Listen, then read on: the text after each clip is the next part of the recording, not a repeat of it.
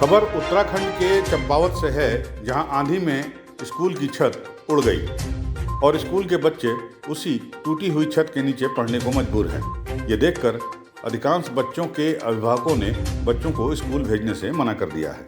चंपावत के लोहाघाट ब्लॉक के दूरस्थ नेपाल सीमा से लगे सुल्ला प्राथमिक स्कूल की छत शुक्रवार को आई आंधी में उड़ गई।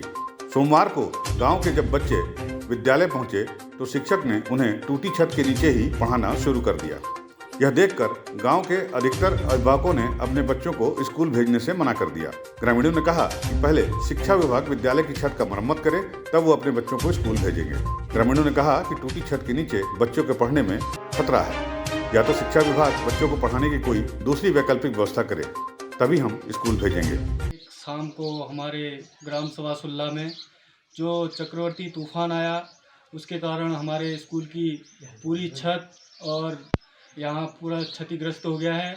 और हमारे जो बच्चे हैं उनके अभिभावकों का कहना है कि हम इस स्थिति में अपने बच्चों को इस स्कूल में नहीं भेजेंगे और शासन प्रशासन से हमारा अनुरोध है कि जल्दी से जल्दी इस स्कूल का कार्य करें। धन्यवाद। ग्राम प्रधान ने कहा कि 3 दिन हो गए विद्यालय की छत को उड़े हुए, लेकिन शिक्षा विभाग द्वारा अभी तक छत को ठीक करने का कोई भी काम शुरू नहीं किया गया है और बच्चों को टूटी छत के नीचे पढ़ाया जा रहा है। उन्होंने कहा कि अगर टूटी छत के नीचे पढ़ने से बच्चों के साथ यदि कोई दुर्घटना होती है तो उसकी पूरी जिम्मेदारी शिक्षा विभाग की होगी। 2022 को तेज तूफान के कारण हमारा प्राथमिक विद्यालय सुल्ला का पूरी तरह क्षतिग्रस्त हो गया, जिसमें अभिभावकों का कहना है कि हम अपने बच्चों को इस विद्यालय में अब नहीं पढ़ाएंगे, क्योंकि पूरा छत खुला होने के कारण यहाँ बच्चों को बैठाने की व्यवस्था नहीं है। और मेरा शासन प्रशासन से अनुरोध है कि इसको तुरंत इसकी मरम्मत का कार्य किया जाए और इसको विद्यालय को पढ़ाने लायक बनाया जाए। शिक्षा विभाग से बच्चों को पढ़ाने की वैकल्पिक व्यवस्था करने की मांग ग्रामीणों ने की है। वहीं लोहाघाट की खंड शिक्षा अधिकारी सोनी मेहरा ने कहा कि मामला उनके संज्ञान में आ गया है।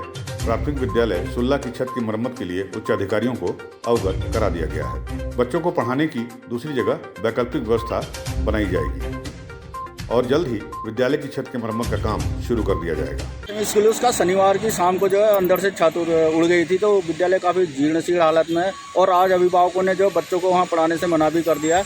मात्र 3 बच्चे हैं, तो क्या व्यवस्था आपकी तरफ से करी जाएगी मैम इस बारे में?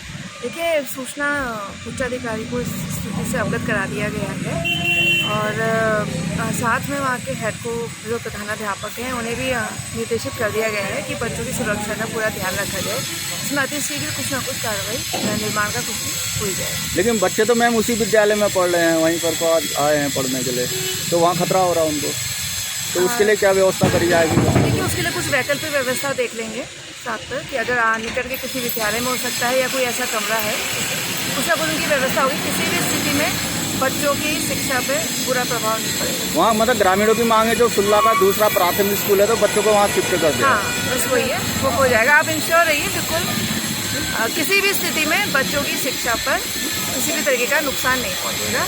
और माँ बाप को भी मैं इंश्योर करती हूँ, अभिभावकों को भी, कि वो निश्चिंत रहे, हम इसका जल्दी कुछ ना कुछ अच्छा कर देंगे। Thank you. वहीं लोहाघाट की एसडीएम रिंकू बिष्ट ने कहा कि खंड शिक्षा अधिकारी को बच्चों को पढ़ाने के लिए वैकल्पिक व्यवस्था बनाने व विद्यालय की छत का मरम्मत का कार्य जल्द शुरू करने के आदेश दे दिए गए हैं। स्कूल शुक्रवार को अंदर से छत उड़ गई थी, लेकिन विभाग द्वारा जो है उसी में बच्चों को आज पढ़ाया गया है, तो काफ़ी खतरा हो रहा है। तो क्या करना चाहेंगे इसमें आप विद्यालय की छत के लिए?